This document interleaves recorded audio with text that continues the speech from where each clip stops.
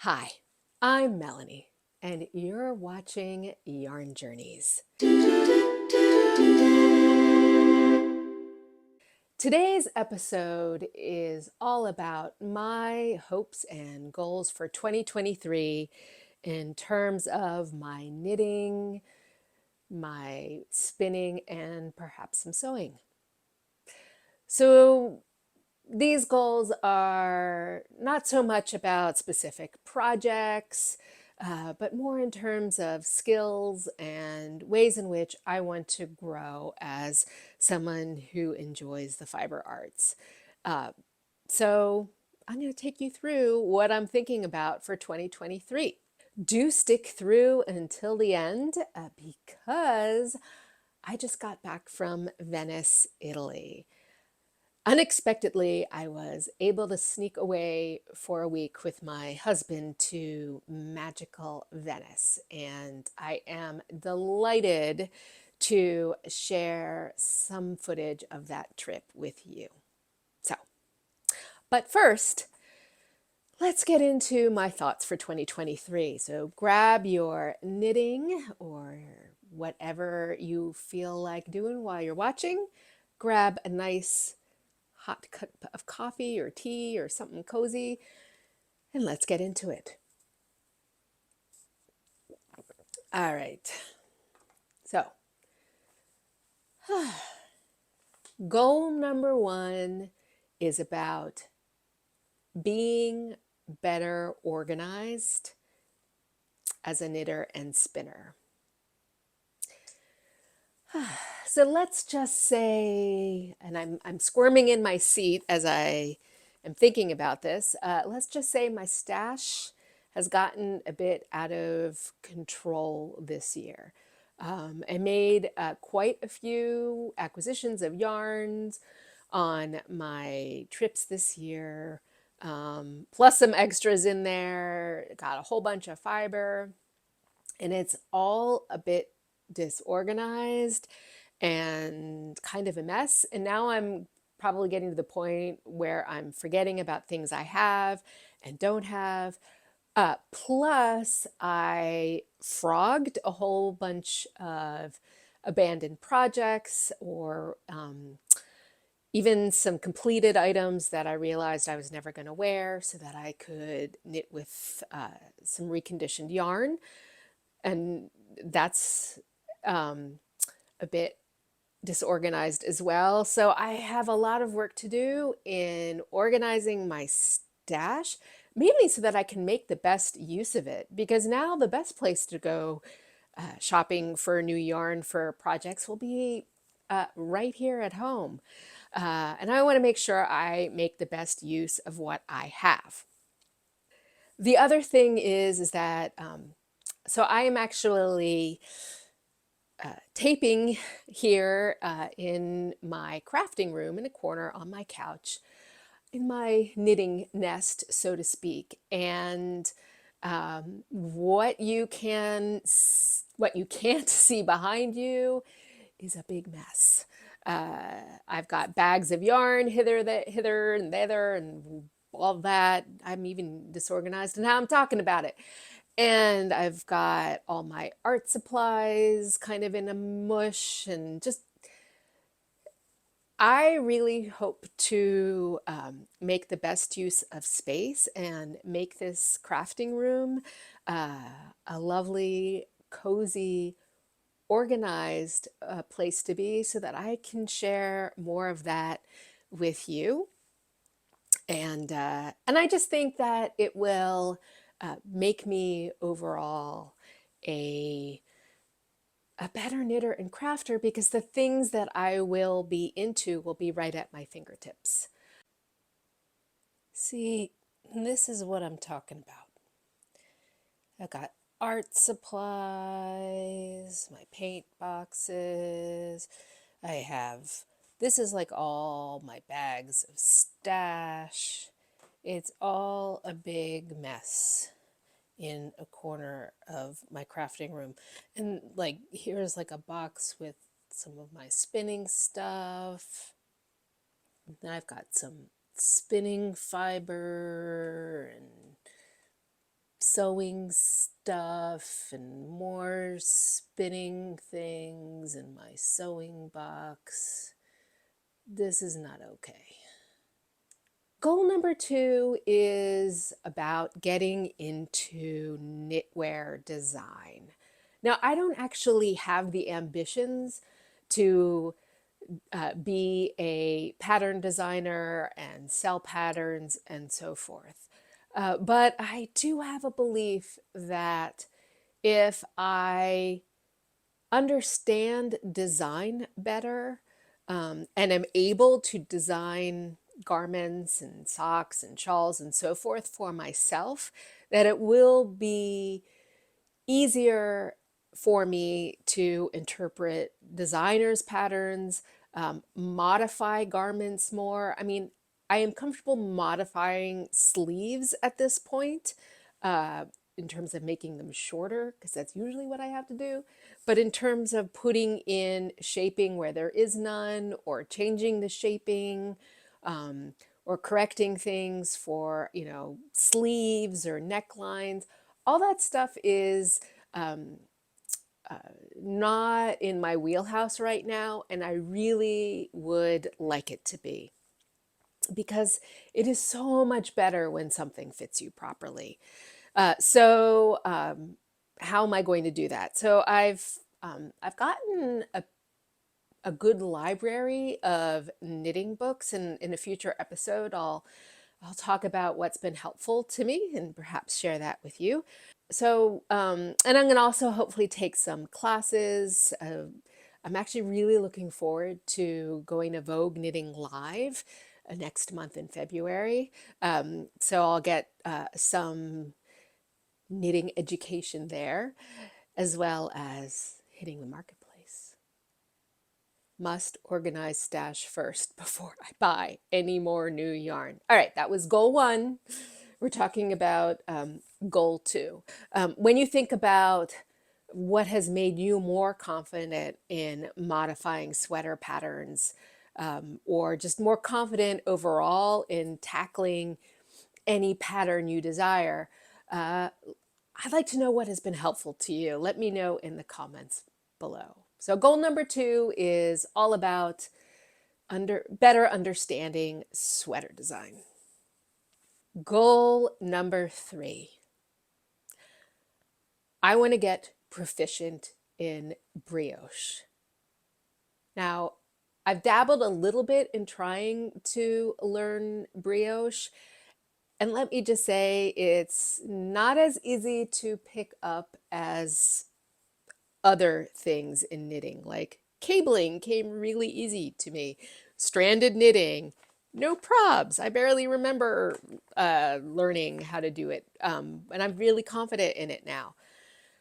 Brioche, it's been a bit, there's been a bit starts and stops and so forth. So 2023 is going to be about learning brioche and making it really resonate in my fingers and needles. So, how am I going to do that? So, first of all, I am working through the material in Nancy Marchant's, or Marchant.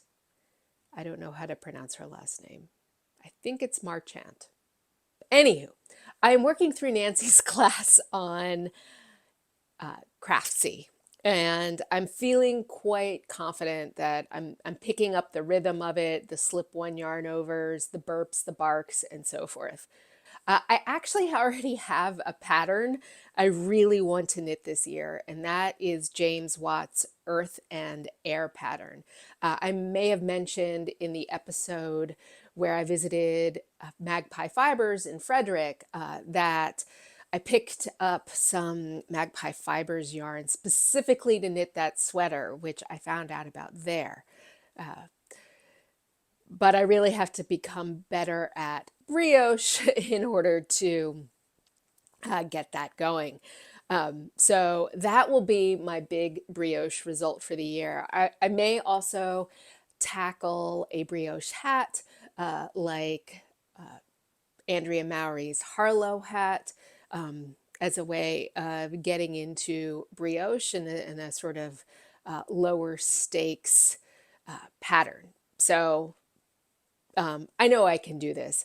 It's just a matter of focus and concentration because that brioche stuff just looks so fun and squishy. And yeah, I really want to learn brioche. So that's what I'm going to do. Let's get another sip of tea from my ember mug.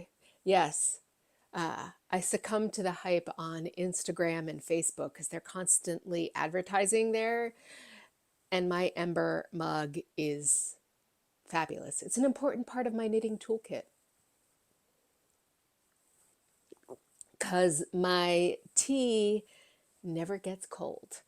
Um, I am no way affiliated with Ember. I just love it. Do you have an Ember mug? What do you think?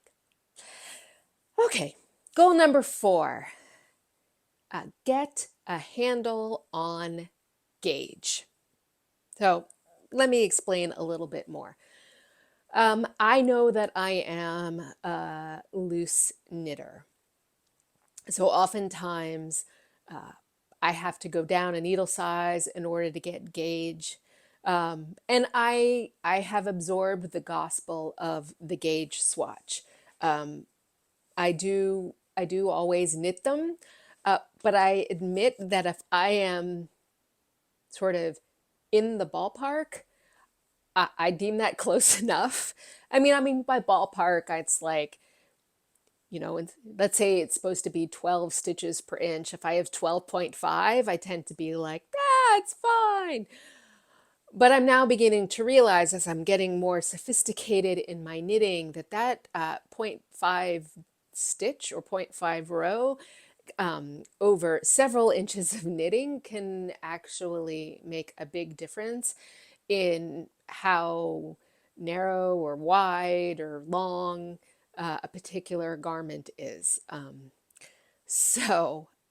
I think I just want to, I sort of feel like if I can get a handle on gauge, either, and I think of that in two ways.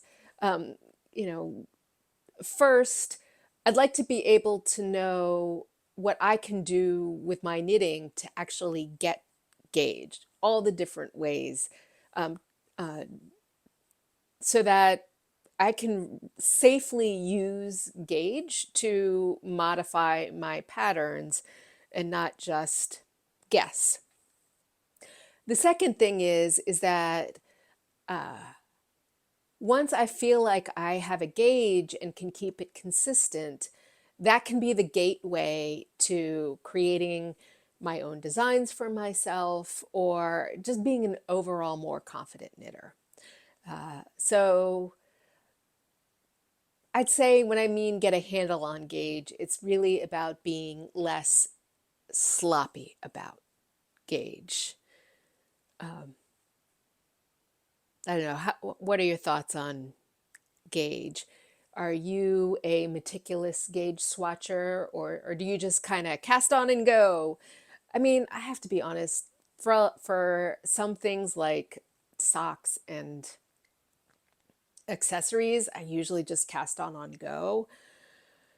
But that approach has actually had me knitting some really big socks. So, yeah, I think gauge has to be one of the things I work on this year.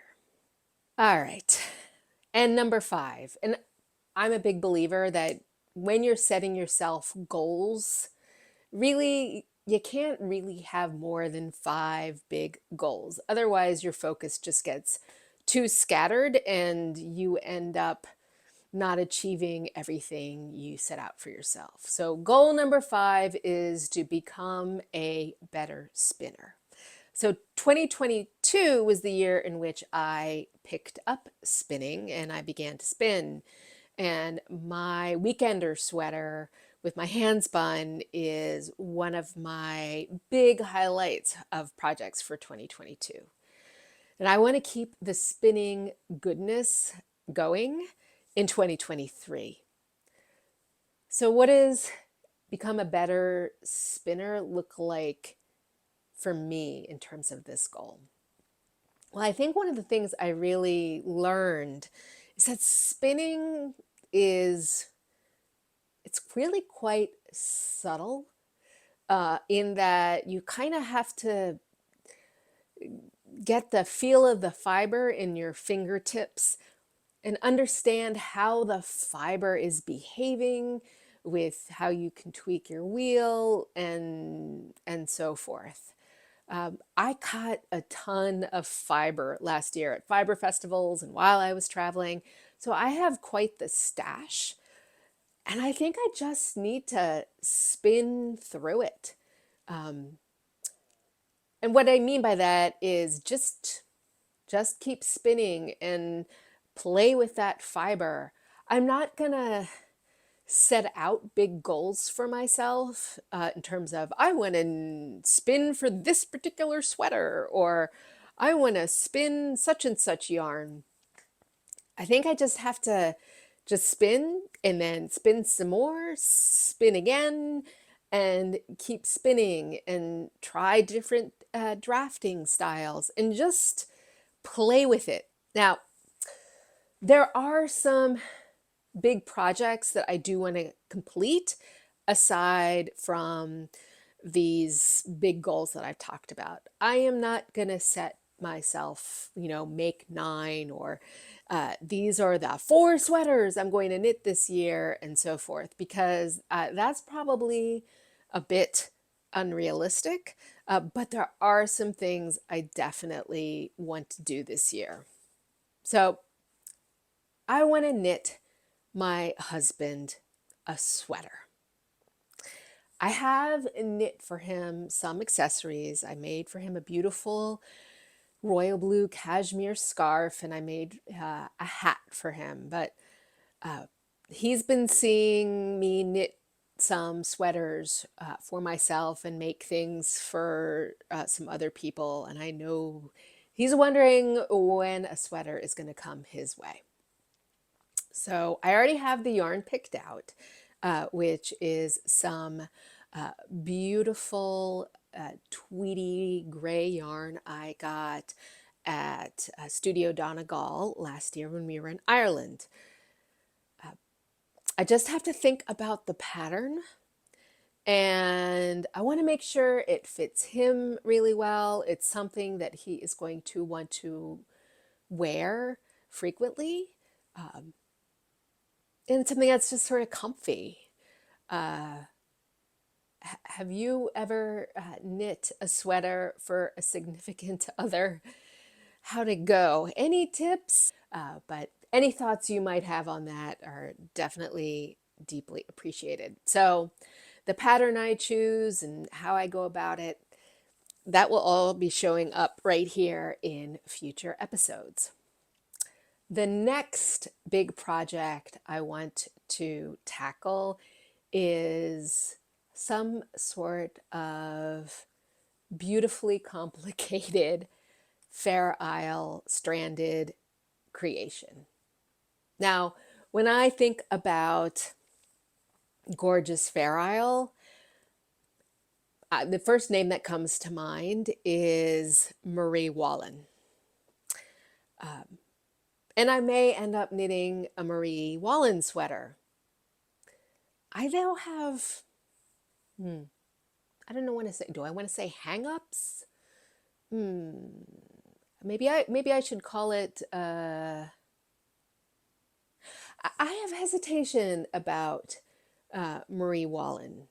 I I I totally admire her use of color. Her patterns are gorgeous. Um, I just don't like the idea of buying, a kit.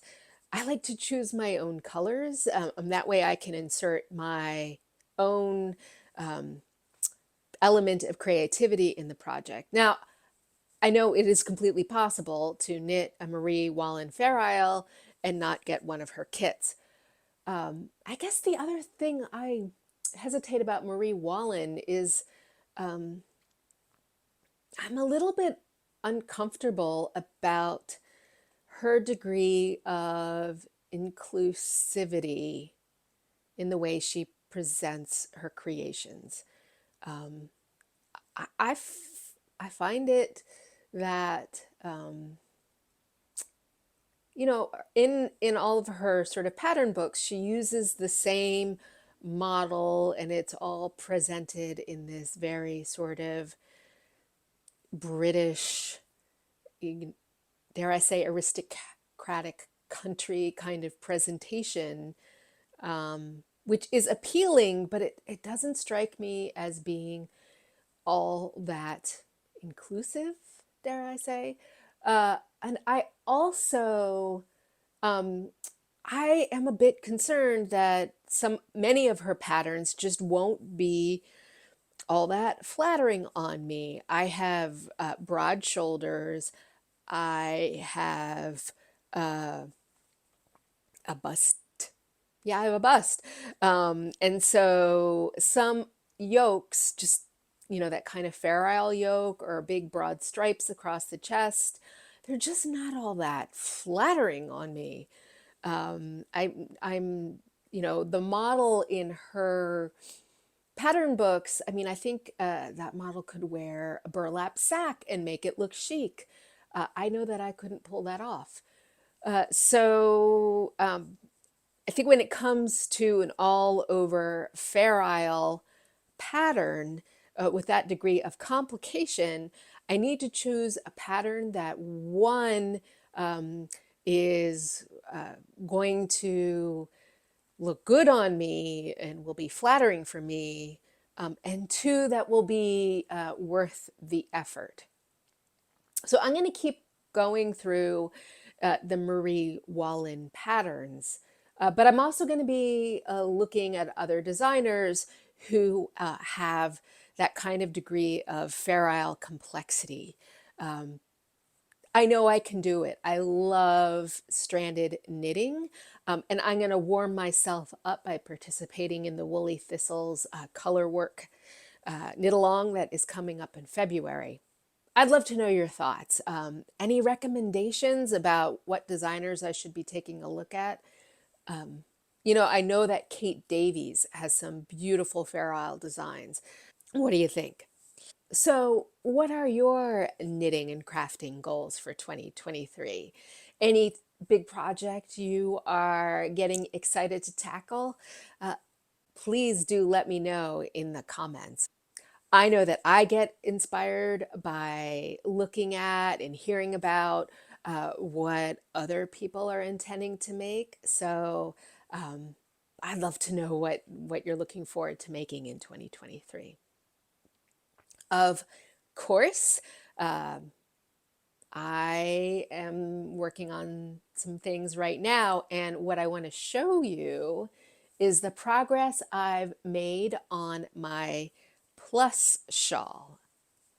So here it is. I am, I'd say, um, two-thirds, maybe three-quarters of the way through one, I guess, wing of the shawl. It is kind of trapezoidal. So this is one wing, and then there's sort of a part in the center that is knit kind of like a scarf, I guess you'd say. It's a rectangle, and then the other side, there's another wing. And it is Olgajazzy's pattern, and it's in her characteristic 3D knitwear design, in that it's mosaic, but the pattern part, so the stuff that the contrast color is knit in, it's all pearl. So there's a lot of texture to it. The yarn I am using is Yarn Heroes Merge, in two different colorways, which is very similar to Spin Cycles Dyed in the Wool, except that this is not superwash merino. It's just regular merino. Anyway, it took, I'd say, a few of the repeats down here to get the pattern kind of in my fingers and easy to memorize. But now I'm just kind of cruising on it, and I love working on it. The seeing the different colors emerge and play with one another is lots of fun. And uh, I don't know. I just look at it every day when I pick it up and think, oh, this is coming along. It's so pretty. Um, so, highly recommend this pattern so far. And I also am really enjoying working with the Yarn Hero merge yarn. So, Venice. It was with so much joy that in mid December, I realized that it was going to be possible for me to get away for a week and go for a magical romantic trip to Venice, Italy. We had great weather. It only rained a little bit. And because it was January, when Venice, Italy is the least crowded, it was really easy to walk around. We didn't have to fight throngs of tourists. And my husband and I were very much able to take in the beauty and the magic that is Venice, Italy.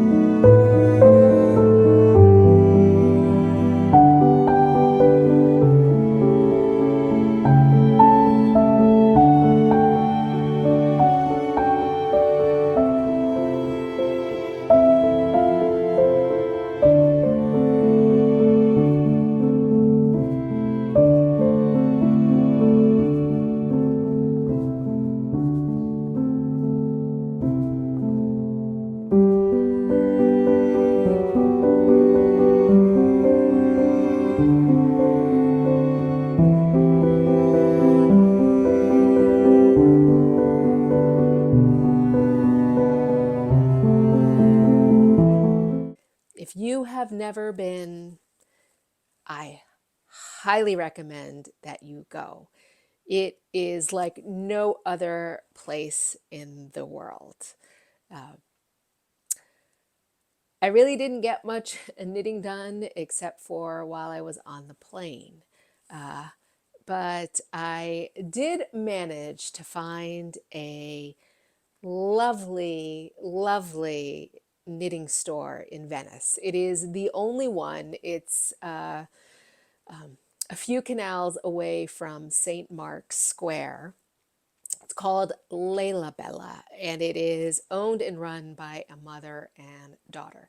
And they have some very special things there, which I found quite tempting and had to bring home with me. As many of you know, northern Italy is a place where some very fine wool mills are located.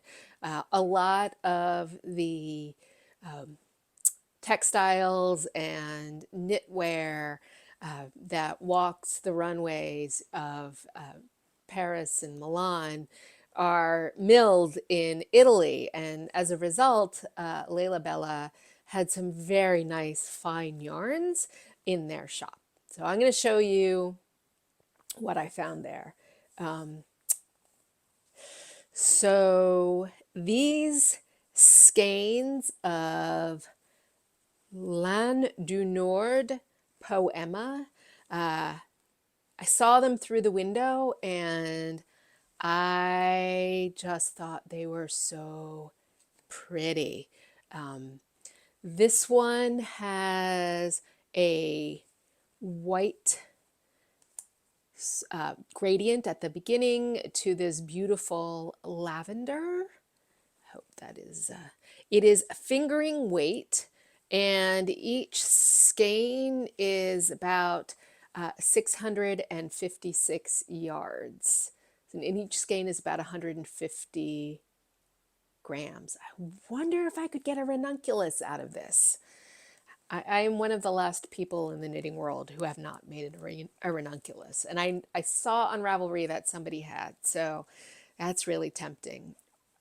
I don't actually have anything planned for this exactly, but I just think that this is such a beautiful gradient, and the merino is very, very soft. It actually feels very similar to cashmere. And of course, because I am just a sucker for anything red. I also got this really in the center. It's this beautiful, brilliant reddish purple to this lovely red. Uh, oh, I it just feels so special. I can't wait to work with it. It just has to be the right project. Have you knit with this Land du Nord poema before? Any recommendations on a pattern? Whoops, that is coming up. Um, Let me know. Frankly, I'm like, I'm just going to look at it because it's so pretty. And then there is the yarn that only Lelabella has. And it is 100% cashmere. I had looked on Lellabella's website before I went, and I knew that they had cashmere there. So, after sort of walking around and taking a look at their beautiful collection of yarn, and they also have a whole bunch of gorgeously finished knitwear that is for sale that they have designed and knit themselves. I asked, so I hear you have some cashmere. And I think it was the daughter, whose name unfortunately I can't remember. I want to say it's Stella. Um, she took me through the soft cashmere selection that she had.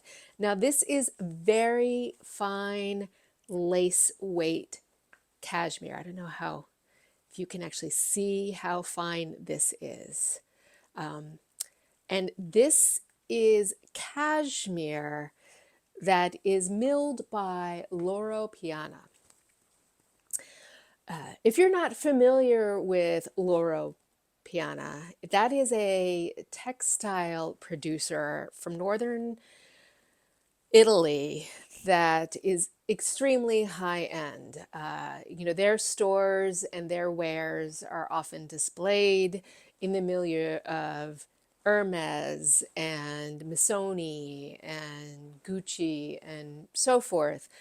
But what the folks at Lelabella explained to me is that after Laura Piana has done their production run for the season, they allow Lelabella in Venice, Italy, to exclusively sell in the retail setting their cashmere yarn.